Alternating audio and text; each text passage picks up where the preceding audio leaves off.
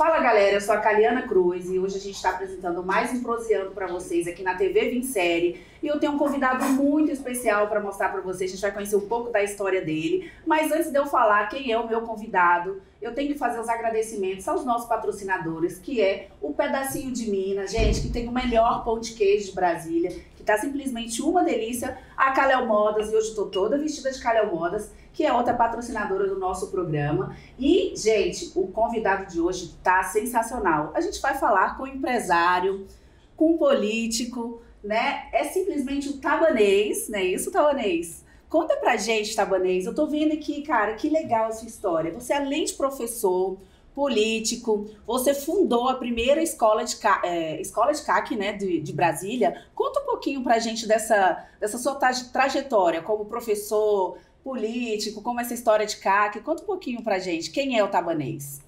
Na realidade, meu nome é Carlos Alberto Rodrigues Tabanês, Sim. mais conhecido como Tabanês. Desde a infância a pessoa chama Tabanês, aí pegou Tabanês. Ficou só e quando Tabanês. fala Carlos, eu não sei nem quem é Carlos mais, entendeu? Fui professor de Química por muitos anos. Tive a oportunidade de ministrar aula em vários colégios, como Compacto, Projeção, JK, La Salle, Alvorada, AD1, SEAB, Centro de Ensino 6, até em Formosa eu fui ministrar um pouquinho de aula lá no Colégio do Planalto da Arquidiocese de Formosa. Dei aula praticamente 10 anos, e aí eu tive a oportunidade de fazer um concurso para a Polícia Civil, passei no concurso, praticamente eu posso falar que foi o meu único concurso. Eu fiz 3 concursos, um para a Polícia Federal, um para a Polícia Civil e um para a Polícia Militar. Eu fiz o da Polícia Civil, passei, depois estava esperando, fiz o da PM, passei no concurso da PM, fiquei 30 dias na PM. Você trabalhou primeiro como professor ou como policial militar? Primeiro como professor. Aí largou porque passou na polícia militar. Aí passei no concurso da Polícia Civil, fiquei esperando. Aham. Como estava demorando de chamar, eu abri o concurso da Polícia Militar, eu resolvi fazer também. Aí passei no da Polícia Militar, comecei a fazer o curso de formação, fiquei menos de 30 dias, 3 dias só praticamente na PM, aí me chamaram, aí a Polícia Civil saiu. Aí eu larguei o curso de formação e fui para a Polícia Civil. E ficou quanto tempo na Polícia Civil? Tá até hoje? Não, eu aposentei uns 20, quase 25 anos. Que legal, Tabanês.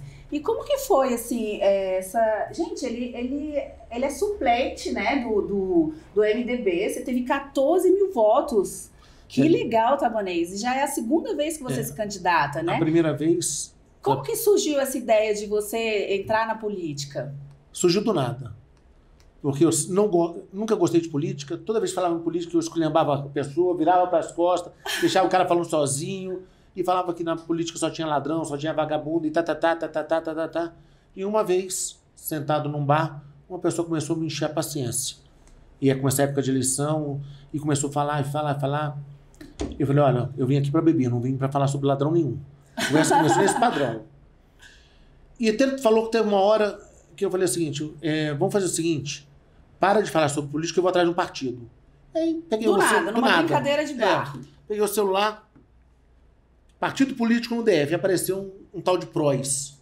Eu não sabia se o PROS era de direita, se era de esquerda, se era de centro.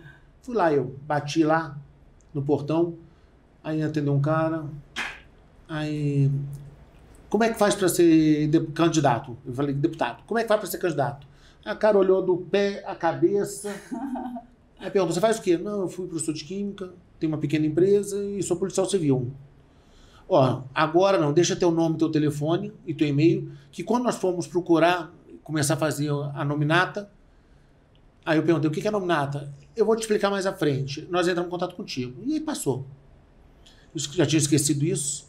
Aí quando deu o dia 1º de abril de 2016 ou 2017, não lembro direito, me liga uma pessoa, no dia da mentira. No dia da mentira. Sabadão, no dia da mentira. Aí o cara me ligou. Tudo bom, Tabanês? Tudo? Aqui é do PROS. Eu falei, meu irmão, 1º de abril, vai enrolar outro. Desligou o telefone. Aí o cara ligou de novo. Tabanês, não desliga não. É que nós esquecemos de ligar para você. E segunda-feira é reunião com os pré-candidatos. Vai lá para ver. Eu falei, tá. Pô, desculpa, pensei que era gozação, era dia 1º de abril, aquela brincadeira toda. Não. E como que é?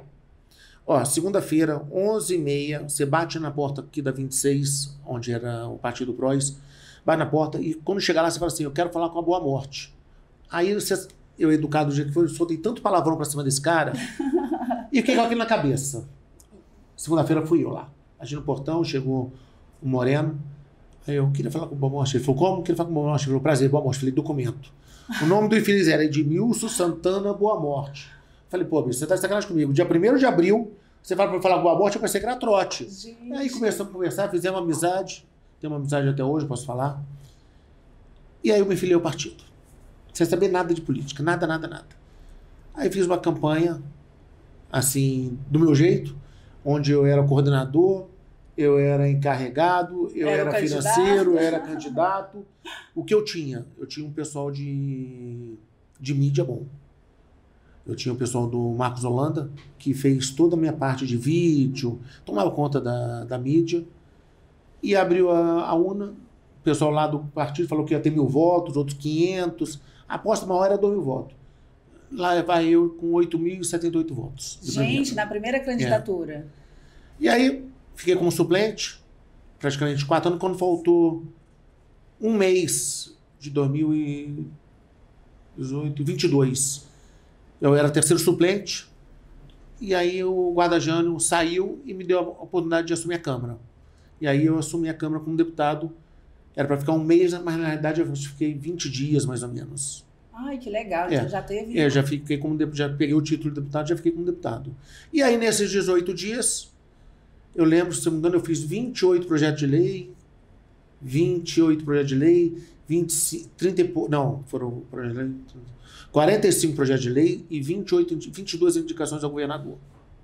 Trabalhou bastante. Em 18 dias. 18 dias. Como a gente fala, desculpa o palavrão, tá que eu foda-se mesmo, em 18 dias. E aí, teve a oportunidade de ir para o MDB, fui para o MDB e entrei numa nova eleição. E aí, muitos candidatos tiveram redução de valores, de votos, alguns aumentaram, e eu tive a sorte e o trabalho, eu posso falar que a equipe trabalhou, tá? Eu saí de 8.000 votos, fui para 14.523 votos. Quase 15.000, né? E fiquei como segundo suplente. E já nessa segunda candidatura, você já teve mais ajuda? Já foi mais fácil? O que você achou? O que foi de positivo e negativo nessa sua... Não, deixa eu te falar, eu tive quase a mesma coisa que eu tive no anterior. Há uma diferença que eu era terceiro suplente de um deputado. Agora eu sou segundo suplente de 3 deputados. Mas o apoio do partido, eu posso falar, foi um apoio mínimo. E eu fiz praticamente tudo na cara e na coragem. E a equipe apoiou, correu atrás, brigou, fez isso, fez aquilo. E a gente teve, posso falar, teve um aumento significativo. Se não me engano, deu 79% de aumento em relação à candidatura anterior. Nossa, que legal, Tabanês. E eu tô vendo aqui que, como empresário, você fundou o primeiro clube de tiro esportivo aqui da capital. Eu não sei se foi o primeiro, mas foi um dos primeiros clubes que foi em 2009. Onde que foi? Onde foi que é? Ele tem até hoje, né? Tem até hoje. Hoje nós temos, acho que 3.700 filiados. Pode falar o nome, gente. Já vão lá conhecer, né? Pode falar. Qual que é o nome? O nome do clube é Clube GSI de Tiro, é no Gama. O que tem no Novo Gama? Não, no Gama. No Gama mesmo, né? Entre a 180 com a 200... Quando você vem a 180 com a 200... 180 com a 290, aquele entroncamento é uma chácara atrás, são 110 mil metros quadrados. E você fundou isso em que ano? 2009. Que legal. E por que você fundou esse? Qual foi a motivação? Primeiro que eu já era atirador esportivo desde 89.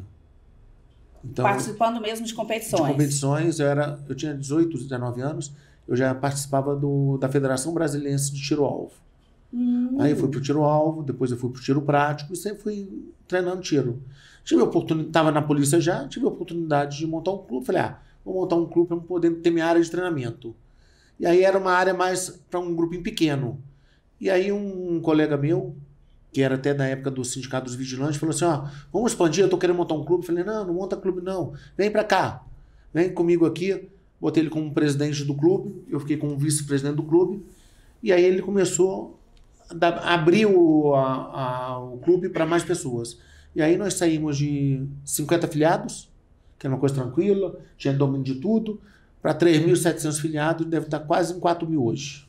Nossa, é bastante grande, bastante gente. Bastante gente. E o que você está achando desse governo novo que entrou, que você viu que ele está querendo dificultar essa questão do CAC? Inclusive, eu não sei se você leu, mas é uma notícia hoje, acho que foi hoje, nos jornais, que eles deram 60 dias para os CACs fazerem o registro das armas da Polícia Federal. Aí eu vou ter que falar, infelizmente o que ele fez, isso aí é uma má fé. É impossível você conseguir cadastrar 2 milhões de armas em 60 dias.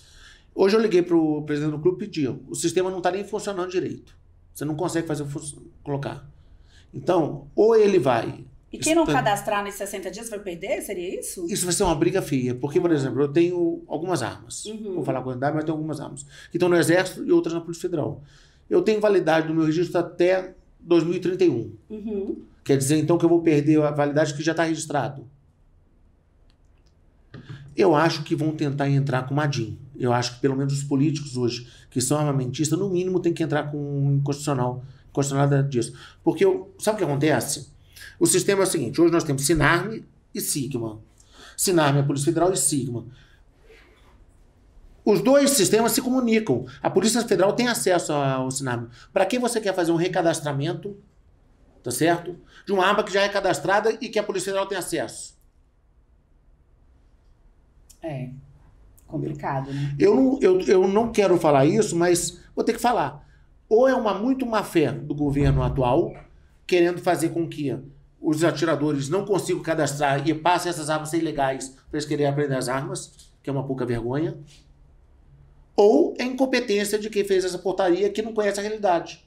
Porque muitas vezes o problema do político, que a gente sabe, é um político que vai fazer uma portaria, que vai fazer isso, mas ele não conhece a realidade do que é o tiro esportivo. Ele não tem uma realidade, ele tem uma visão de fora e acha que tem essa visão e tem o poder da caneta e pode fazer do jeito que ele quer. E ele não conhece o que é a realidade do tiro esportivo, qual é a realidade, as dificuldades que se passam hoje para registrar a arma, como que se faz. E ele coloca uma portaria, que eu vou falar uma portaria ridícula nesse caso, inconsequente, que pode deixar milhões e milhões de armas ilegais, irregulares, porque não vai dar tempo de registrar. E a Polícia Federal também não tem capacidade técnica hoje de registrar nesse curto período. Essa quantidade de armas a Polícia Federal, para conseguir legalizar ela desse jeito que eles querem, é no mínimo 2 anos. Como é que ele quer fazer em 2 meses? Mostra a incompetência de quem fez essa portaria. Desculpa falar assim, mas a realidade é essa. Entendo. E quando você era político, é político ainda, né? No caso, você tem uma bandeira, você defende alguma bandeira? Como que você... Eu trabalhei muito. Suas propostas que você tinha. Inclusive, desculpa te cortando, mas quando também essa questão de em tão poucos dias você ter dado tantas sugestões de leis, você tirou de onde? Foi da sua realidade? Foi conversando com as pessoas? Vamos lá. Deixa eu ver, qual foi a tua primeira pergunta? Se você tem uma bandeira. Tá. Você hoje eu trabalho muito com a empregabilidade. Por que empregabilidade? O emprego hoje é base de qualquer coisa. Se você perguntar assim, eu melhoro... Tem como melhorar a segurança? Tem. Mas você não vai conseguir melhorar a segurança trabalhando diretamente na segurança. Muito político fala assim, a bandeira do político fala assim, se eleito for, vou melhorar a segurança pública, mas não fala como. Não fala, né? Outros falam assim, se eleito for, vou aumentar a quantidade de policiais na rua. Gente, aumentar a quantidade de policiais na rua não vai melhorar a segurança. Sabe o que vai acontecer? Polícia passou, o ladrão escondeu. Polícia escondeu, o ladrão apareceu. Essa é a realidade, em outras palavras. E qual que é a sua sugestão para isso? Hoje a gente tem que trabalhar na base. A base para qualquer coisa é a família. Não tem como fugir. Uma família onde o pai está desempregado, a mãe está desempregada, o irmão mais velho está desempregado, vamos ser sinceros, essa criança vai para a escola? Não. Ela vai tentar conseguir dinheiro de algum jeito. Ela tem 2 formas de conseguir dinheiro. Honestamente ou sem ser honestamente. Honestamente, ela vai vender balinha, tomar conta de carro, fazer pequenos serviços braçais.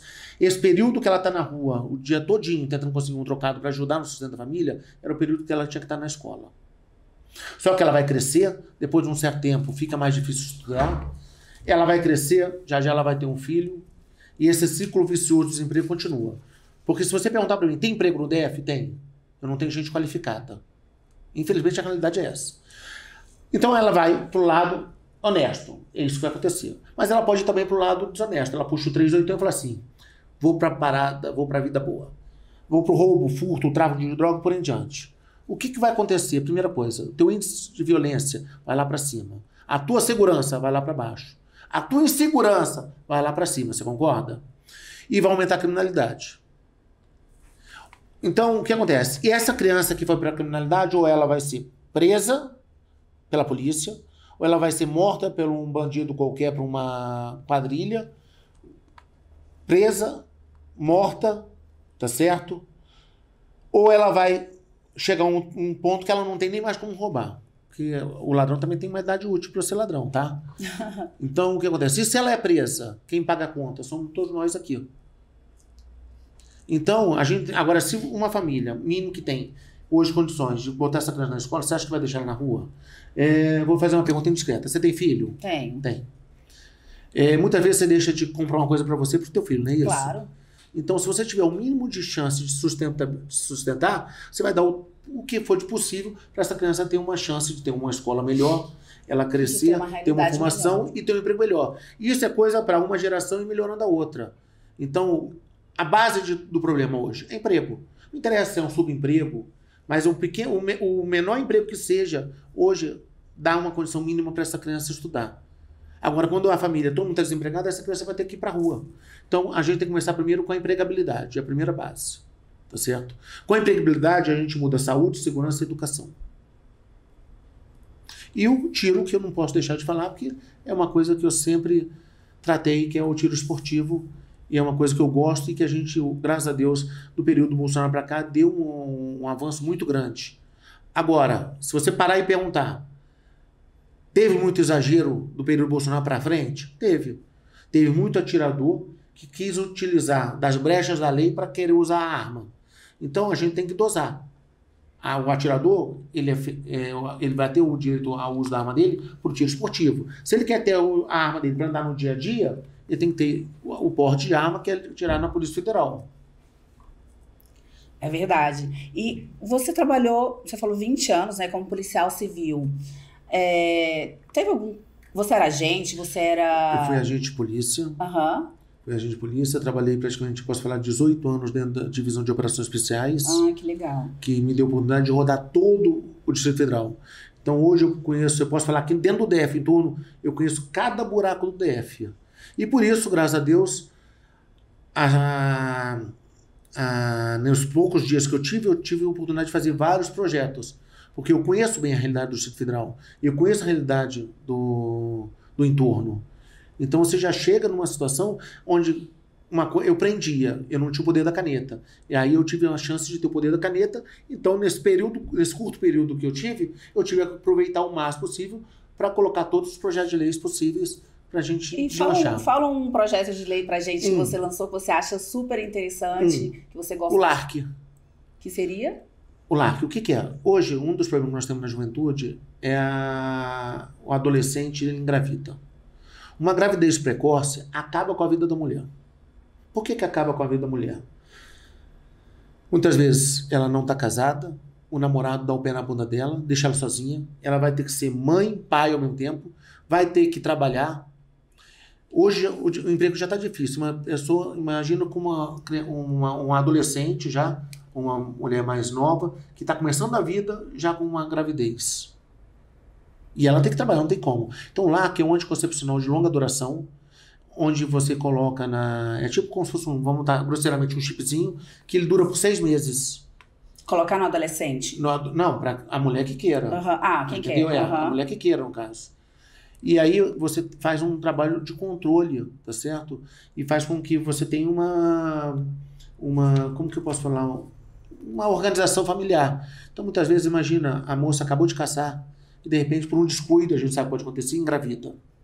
Ela está começando a crescer. Então, com isso, ela sabe que ela tem um anticoncepcional de longa duração, que hoje pode ser colocado facilmente, e a rede pública daria esse LARC. Ah, entendi. E não tem um efeito invasivo do DIU e de outros, como que eu posso falar, de outros métodos conceptivos. Até porque, digamos que, né, às vezes a mulher própria esquece de tomar aquele anticoncepcional. Confunde aquele... Exatamente, né? E se você não tiver uma não for regular, não vai surgir Não efeito, vai surgir. né? Então pode E algumas vir, acham que tem que tomar literalmente, 2, esqueçam num dia, toma 2 no outro dia e não vai também adiantar. Não adiantar. E, Tabanês, conta pra gente, como policial civil, qual foi assim, a ocorrência criminal que mais te chocou, que você falou, cara, não tô acreditando nisso. Tem alguma ocorrência que você lembra nesses 20 anos? Ou hoje pra você nada te surpreende? Que nem esse crime que a gente teve agora, você viu? Que mataram 10 pessoas da mesma família. Teve algum crime? Não é frieza, mas é um crime. Eu analiso muito. Cometeu, a minha função é ir atrás e prender.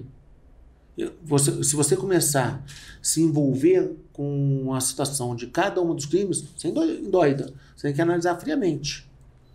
Entendeu? Mas no começo não é fácil, né? No começo, literalmente, não tem como... Deixa eu te falar. Pegar um crime com uma criança, não chegar em casa, não chorar, eu não sei, eu acho que eu não consegui. Eu não tive isso, não.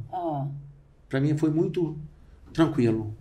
Que você já vinha também do... você não chegou... Eu fui professor de química, eu sou da vara da infância como comissário de menor, agente de proteção da criança e adolescente, já mais tempo de polícia, porque era lá e voluntário, entendeu? Então, pra mim foi normal, não teve nada... Você vê algumas coisas, mas viu, passou e acabou.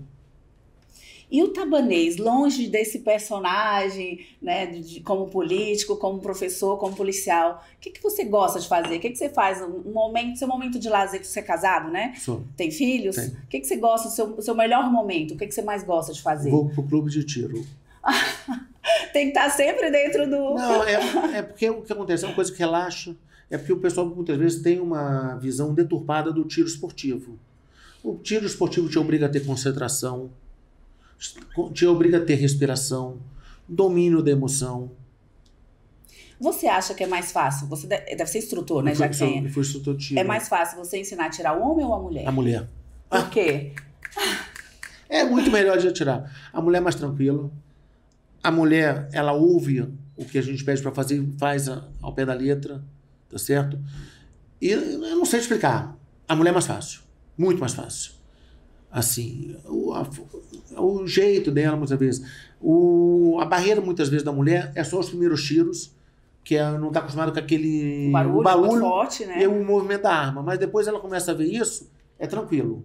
A mulher, para o tiro de precisão, é um espetáculo. E tem muitas mulheres nesse meio? Tem bastante? Tem. São mais homens, óbvio, mais né? homens, mas tem, hoje eu posso falar que o clube de tiro hoje é da família. Inclusive eu vi alguns clubes de tiro que tem até aquelas armas, né, personalizadas, com estampa rosinha. Lá já saiu, não, já saiu de fábrica em Natal, já lançou pistola rosa. Né, estampa revólver rosa, de Louis Vuitton, essas coisas, é bem legal. Entendeu? Então, eu fui uma vez praticar só porque eu queria tirar uma foto com essa arma cor-de-rosa. Mas aí quando deu aquele, como é que fala, aquele retorno da arma, eu falei, meu Deus do céu, realmente eu recuo. Mas muito difícil. Não é não, porque quando o recuo já foi, quando o recuo foi, a munição já está lá no alvo. Então não faz muita... A munição já saiu praticamente. Mas eu ficava com medo a bala, a gente fala, vocês chamam projétil. Que ela sai quente, sei lá. Sim, mas sai quente lá, você não pode tacar uma coisa. Mas isso, como eu te falei, lembra que aquela primeira barreira do susto, do medo? A mulher depois... quando passa disso, aí depois, o que eu tenho de mulher hoje atirando, tá certo? Quando eu vejo eu chego lá no stand à noite, no final do dia, eu vejo lá o desenho da cara do marido lá, e cheio de tiro lá no... Eu acho que tira a porta, vai lá e descarrega e relaxa a coisa. Gente, boa ideia, vou fazer isso com meus ex-namorados. E qual que é a dica que você dá? Você é caçador também, né? Conta um pouco dessa sua experiência. Hoje, caçador só tem o nome, porque eu não tive tempo de praticamente caçada nenhuma. O pessoal me chama, toda vez que eu vou pra caçada, só caçou bandido na rua. Só cacei bandido. Mas pra quem quer ser caçador? Hoje nós temos uma praga no Brasil todo, que é o javali. Então hoje o javali, quando ele passa por uma lavoura, ele destrói tudo. Então hoje é liberada a caça do javali. Então hoje, se proibisse a caça do javali, por exemplo, os caras vão falar assim, vamos fazer greve. Acabava a economia. Porque um grupo de javali, ele derruba 1 hectare de plantação numa passada. Então hoje é necessidade, infelizmente, a caça do javali. Entendi. Tem fazendeiro que praticamente paga para o caçador ir para lá. Porque senão não tem plantação que fique. E Cabanês, quem quer ser um CAC, assim, como que começa, como que faz? Tem um curso? Antigamente era um jeito, agora a gente vai ter que esperar um pouquinho para saber o que esse novo governo está tentando, porque a visão do atual governo é tentar proibir. CAC significa caçador, atirador e colecionador. Ah, entendi. São as categorias que se tem. Hoje, como funciona essa Hoje, pessoa? vamos falar, antes do pouquinho desse decreto, tá? Você ia no clube de tiro, se matriculava, fazia um curso e fazia um teste de capacidade técnica para saber se você sabe utilizar arma ou não, faz o psicotécnico, tira todas as questões criminais, eleitorais, tudo, e aí você dá entrada no exército para tirar o CR, que é certificado de registro. Com o CR, você vai poder comprar arma. Com o CR, você vai pegar a guia que te dá direito a pegar a tua arma e sair de casa para o estande de tiro ou para as competições. Só. E aí mesmo praticamente quase a mesma coisa do hoje o cidadão de bem que quer comprar uma arma normal. Eu não quero ser atirador. Eu quero ter minha arma em casa. Tá, e se qualquer pessoa quiser praticar tiro, por exemplo, no estande, ela pode ou ela tem que fazer algum procedimento antes? Ela vai estar juntamente com um instrutor de tiro. Sim. Mas com essa portaria, por enquanto, está suspenso. Né? Tá suspenso? Está suspenso por enquanto. E isso está prejudicando várias... O problema é que a irresponsabilidade é tão grande desse governo atual em relação à atividade de querer proibir uma coisa que não conhece direito. Várias empresas, várias famílias. São milhares de empresas, são várias famílias. Hoje é um mercado que movimenta o Brasil todo, tá? E, por, de repente, uma ideologia, tá certo? Estão tentando acabar com uma situação. Agora, eu acho que o governo atual tem, sim, que dar diretrizes, tem que tirar aquele falso atirador, porque tem muita... Tem que podar, literalmente, né? Porque tem muita gente que não quer ser atirador. Ele quer ter o porte de arma... E usa daquilo. Um porte de arma velado, assim, a flecha. Então, a gente tem que trabalhar para que o esporte de tiro seja, porque o mau atirador, eu não vou falar nem mau atirador, o cara que não é atirador, que está lá só para tumultuar o esporte, querendo ter isso, aquilo, ele vai estragar o esporte. Então nós temos que fazer algumas medidas também para que quem esteja no clube de tiro, aquele cara que quer atirar, que gosta do tiro, que quer ter sua arma, e aí sim continuar atirando, entendeu? E não aquele cara que vai lá, faz o clube de tiro, se filia lá, só para ter sua arma em casa, falar que é cara, botar a arma na cintura e ficar saindo para lá, sem estar indo treinar. Entendi. E se aproveitam bastante, né, para poder... Se aproveita mesmo. Né, das brechas da lei, essa realidade. Enfim. E você falou que quando você entrou na política foi meio por brincadeira, não gostava. Mas aí você entrou na política, né? Entrei. Virou deputado também. Virei. Então, assim, quais foram os ensinamentos que você teve nessa sua vida política? O que você aprendeu ali? Eu vou te falar uma coisa. Eu vou te falar o que eu aprendi não só na política. Quando eu estava como professor, eu tinha uma visão da família distinta, uma visão do aluno e tudo. Então era uma coisa. Passou, tirou nota, passou, não tirou nota, não me interessa o motivo que não tirou nota. A realidade era essa. Quando eu fui para a polícia, eu comecei a ter uma visão diferente. Cometeu crime, não me interessa por que você cometeu o crime. Se você cometeu o crime, eu tenho que ir lá e te prender. Eu não quero saber por que você cometeu o crime, qual é o teu problema familiar. Sempre foi assim. Quando eu comecei a entrar na casa das famílias, pela política... Para pedir o voto, seria... Não só, porque no início... Pedir voto é só aos 45 dias, mas a gente começa a entrar na pré-campanha, conhecer a família, conversar com o familiar, ver os problemas de cada um. Aí eu comecei a ter uma visão totalmente diferente que eu tinha como professor, como polícia e como empresário. E aí eu comecei a ver o que gera os problemas, quais são as necessidades, e por que essas necessidades geram um mau colaborador, um mau funcionário, geram um mau aluno, gera um marginal. O que cada um desses gera, entendeu? Isso eu só comecei a ver na questão de política. Então você muda totalmente a tua visão do que era antes. Porque eu comecei a entrar na casa das famílias não por uma ordem judicial, e sim dar convite delas para conhecer o que é a vida delas e o que elas necessitam, o que a gente, como político, pode fazer para tentar melhorar a vida de cada um deles. Legal, interessante. Assim, até aconteceu uma situação, uma vez eu ouvi um político falar que os problemas das famílias geravam para ele ideias para dar sugestões de lei. Sim. Inclusive, uma delas, ele citou, né, esse político, ele falou que foi em uma competição E homens e mulheres, os homens sempre ganham mais nos prêmios e as mulheres não ganhavam. Então, assim, um dos projetos de lei dele foi essa, onde a mulher tem que ganhar o mesmo valor do prêmio, né? Por exemplo, sei lá, natação, aí o cara ganha mais, a mulher menos, e ele tem essa lei. Porque ele ouviu de uma reclamação né, de um atleta que... Só que isso influencia o quê? O que acontece? Muitas vezes, tem um projeto de lei? Tá, legal. Mas não adianta você fazer um projeto de lei sem estar amparado algumas outras coisas. Vamos colocar o futebol. Você acha que o salário do futebol da mulher hoje é o mesmo salário do futebol do homem? Não é. Não é. Por quê?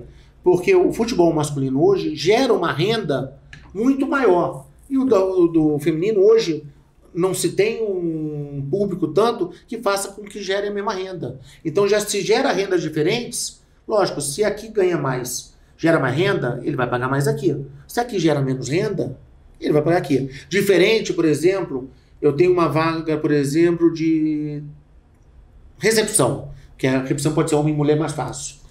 Não tem por que eu pagar uma recepcionista mais barata porque é mulher e recepcionista porque é homem paga mais caro. Aí não. Aí eu tenho que ser igual. Mas quando você trabalha com premiações, onde você tem que ter um público anterior que vai acompanhar para colocar, é muito diferente. Então, por exemplo, as funções. Funções não. Se a tua função é diretora, você tem que receber o mesmo valor que um diretor. A tua função é entrevistadora e tiver um entrevistador, vai ter que ser a mesma. Exceto quando, por exemplo, o teu programa tem mais patrocínio. Lógico que você vai receber mais. Então, são muitas outras coisas que geram, mas muitas vezes a pessoa que está de fora, ela quer fazer um palanque. Então ela vai, não, tem que ser igual. Mas nem todo mundo é igual. O tratamento não é igual para todo mundo, infelizmente. Você tem um filho hoje, 2 filhos. Todo mundo que me falar que dá o mesmo tratamento para um filho e para o outro está mentindo. Você ama os dois igual. Mas o tratamento a atenção de um é diferente do outro. Não tem como comparar. E você acha que no mercado de trabalho também vai acontecer isso? É verdade, concordo. Tem todos os bastidores Sim. por trás de qualquer profissão, de qualquer coisa, na verdade, né? E assim, a gente tá vendo aqui que você tá caminhando, né? 8 mil votos, agora quase 15 mil. Certeza. Vai se candidatar novamente nas próximas? Deus. E qual será a primeira coisa que você fará quando você tiver o seu próprio mandato? Claro, além de assumir, você tá na cadeirinha, né? Deixa eu te falar. O que você pretende? Você já pensou? Se eu assumisse amanhã, ou assumir meu próprio mandato, o tratamento é o mesmo. O projeto de lei vão ser os mesmos que eu vou falar, que eu vou fazer. Tá certo? Então, a hora que você assume a cadeira, ou como suplente, ou como dono da cadeira direto, o trabalho que você pode fazer é o mesmo, independentemente. Representar a população. Representar a população e ir atrás do que a população precisa. Quais são suas pautas principais na política, Tabanei? Hoje, a principal pauta que eu brigo mesmo é empregabilidade e qualificação. Que é o que você tem que começar a trabalhar. Não adianta, se você não trabalhar qualificação, não adianta falar que você vai conseguir emprego. Hoje, por exemplo, eu estava conversando com minha esposa. Nós temos uma vaga hoje, tem 2 meses aberto. Eu tenho doido atrás de uma pessoa que seja uma secretária executiva que fale 3 línguas. É difícil, não quase tem. Ninguém fala 3 línguas, é verdade. Eu não tenho isso. É. Eu precisei de uma vaga de uma recepcionista bilíngue. Eu não acho. Agora, se você falar assim, tem uma vaga de porteiro. Eu tenho tanto porteiro que não tem tanta vaga que supra. Porque o serviço com baixa qualificação técnica, eu tenho muita gente e pouca vaga. O serviço de alta qualificação, eu tenho vamos falar assim, muita vaga, ou eu tenho vaga, e eu não tenho gente especializada. Isso é verdade, né? Então quem fala, Brasília não tem emprego, tá mentindo. Brasília tem emprego. Eu não tenho gente qualificada e preparada para assumir as vagas. Falta qualificação, né? Isso é verdade. E aquele velho ditado também, né? Que as pessoas, elas não querem trabalho, elas querem emprego, né? Então, isso aí é uma realidade também. Muita gente quer só o salário no final do mês, não quer se dedicar, não quer ser, né, ali comprometido com os compromissos da empresa, né? E de onde que você é? Você nasceu onde? Eu nasci em Brasília. Você é daqui mesmo? Eu sou de Brasília. Já morou em algum outro estado ou não? Nasceu ficou aqui e tá aqui? Nasci em Brasília. Minha família era ali Você sabe o que é Velha Cap? Não, é a Vila Tele Brasília, não, né? Velha Cap hoje é a Candangolândia. Sério? Se chamava Velha Cap. Não Que sabia. aí passou para Candangolândia. Minha família morava na Candangolândia, meu avô veio para Brasília na construção. Meus pais vieram para a construção de Brasília. Que legal. Então, um anfitrião, praticamente. Nasci, fui criado, estudei, trabalhei e estou até hoje aqui. Estudou em escola pública? Não, né? Estudei sempre no La Salle. Ah, que legal. Então... La Salle Católica. Muito boa, você formou lá, né? Formado em? Química. Química, né? Pós-graduação em Política e Estratégia.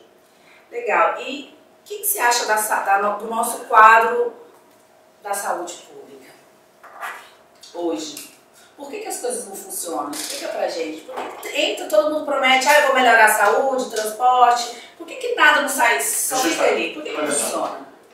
Nos 8 dias que eu fui para a Câmara como deputado, eu peguei 4 dias de madrugada e fui para os hospitais para ver.